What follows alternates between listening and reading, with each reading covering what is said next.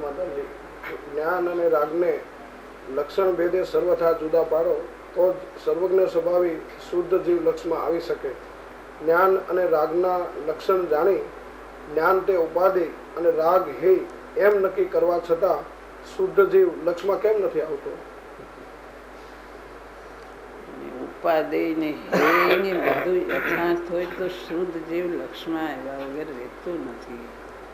રાગ જુદો અને જ્ઞાન લક્ષણ જુદું, એ બે લક્ષણ જુદા પોતે ઓળખે તો એને સર્વજ્ઞ સ્વભાવ આત્મા એના નક્કી થાય. એ બરાબર કે જે જાણનારો છે તે જ હું છું.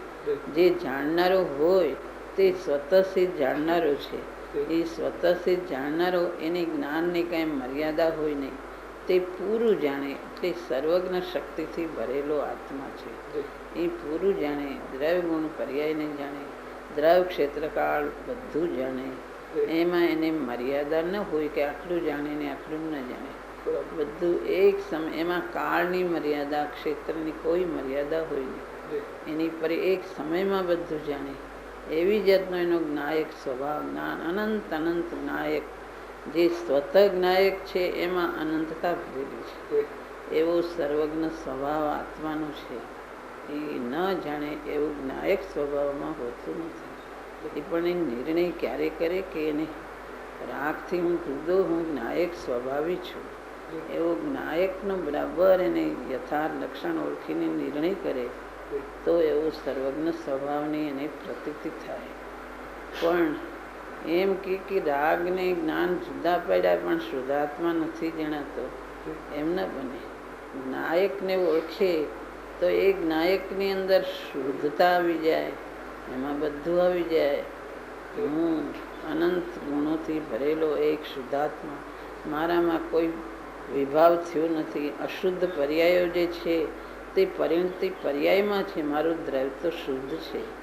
એમ શુદ્ધતા પણ ભેગી આવી જાય, એમાં જ્ઞાયકતા પણ ભેગી આવી જાય. બધું એમાં હું જ્ઞાન દર્શનથી ભરેલું પૂર્ણ છું. કોઈ પદાર્થથી મારે સંબંધ નથી. એ બધા પદાર્થો, એ બધા પરદ્રવ્યો હું એનાથી જુદો. એમ જુદાપણાનું ખ્યાલ આવી જાય, નાયકતાનો ખ્યાલ આવી જાય, શુદ્ધતાનો ખ્યાલ આવી જાય. હું એક શુદ્ધાત્મા છું, બધો ખ્યાલ આવી જાય. પોતે રાગને હે જાણે ને જ્ઞાનને ઉપાધિ જાણે તો એ પોતે નિર્ણય કરે એમાં બધું આવી જાય. એને જુદું જુદું જાણવું નથી પડતું.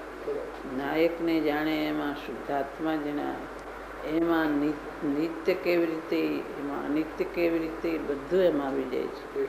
એક કેવી રીતે, અનેક કેવી રીતે, બધું આવી જાય કે હું એક, મારા સ્વભાવ દ્રવ્યથી એક છું.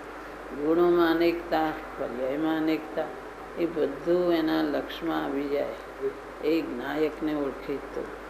અને રાગ હે છે, મારું સ્વરૂપ નથી, આ જ્ઞાયક જ ઉપાદેય છે એવો નિર્ણય કરે એને પ્રયત્ન થયા વગર રહેતો નથી.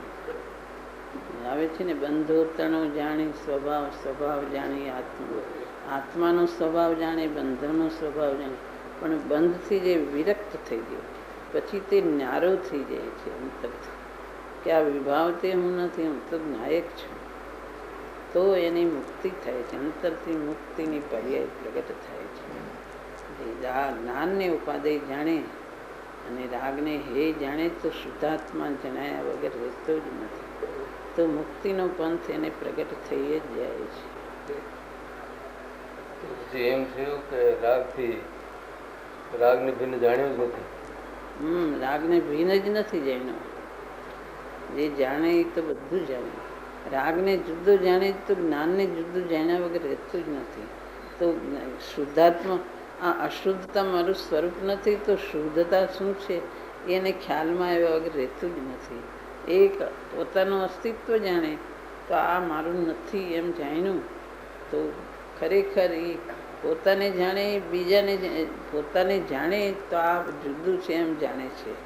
પણ એ એમ કે રાગને હે જાણ્યું, જ્ઞાનને ઉપાધિ જાણ્યું ને શુદ્ધાત્મા નથી જણાતું, એમ ન બને. તો ખરેખર જાણ્યું જ નથી. ખરું જાણ્યું એનું નામ કહેવાય કે નાયક રૂપે પ્રગટે અને ન્યારો થાય તો ખરેખર એને રાગને હે જાણ્યું ને જ્ઞાનને ઉપાધિ જાણ્યું. ઉપર ઉપરથી જાણ્યું છે, ખરું અંદરથી જાણ્યું નથી.